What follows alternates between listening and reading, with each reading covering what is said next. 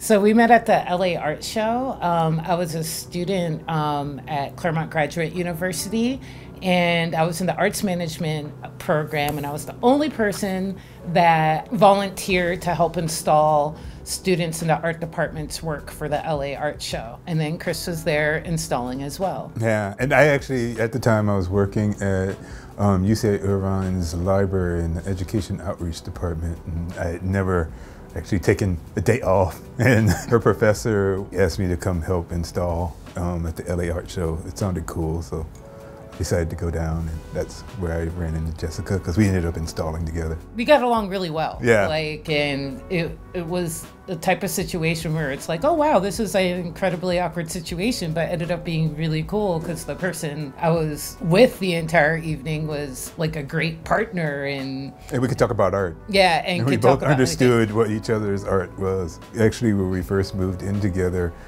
we started unpacking, and we had like the same books and same things. Everything went together. Yeah. It was actually uncanny. It was like when we initially moved in together, everything aesthetically matched. And I think that, goes to how me and Jessica have been able to work together. We definitely have these places in which our thinking is really aligned, but how we got to them are completely different. And I think that adds to kind of, when we work together, just how we filter through things. One of the important tenets that we have in our curatorial practice is being able to be a site of difference in which we have conversation.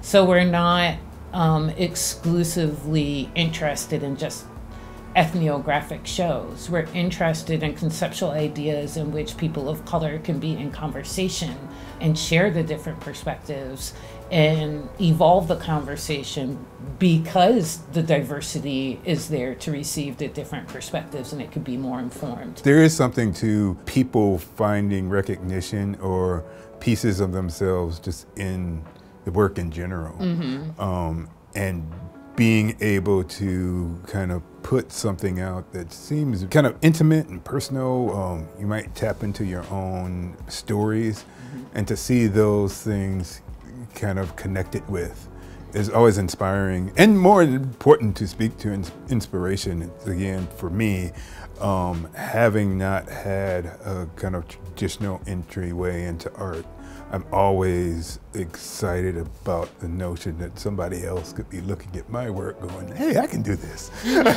So, I'm always hoping for that kind of connection, that this is relevant enough or important enough that I can talk about that. I can give my own perspective. I'll be like, oh wow, the work is out there, and it's doing its thing, it's living its life, which you hope for the work. A lot of times when I have work in public spaces or in group shows or in exhibitions or whatever, I kind of think of it as kids going to summer camp. You hope they make friends, you hope they have a good time, they learn to grow from the experience. All those things are kind of surreal. I plan on my art outliving me. Yeah. That's the goal. So that the point isn't that I outlive it and I'm more important. The work will be here long after me. And the idea of who is your audience, I'm like, you're constantly cultivating your audience. There are kids that we've had to wait to grow up, you know what I mean, and get old enough to look at the work and experience it now, when at the time that we made it, our cohort might not have been able to realize the import of what we were doing. Mm-hmm. So that's very real, especially when you're underrepresented in the field. You constantly are having that opportunity to make something and consider people that in some ways aren't even being considered in real time, which I think is really exciting and important.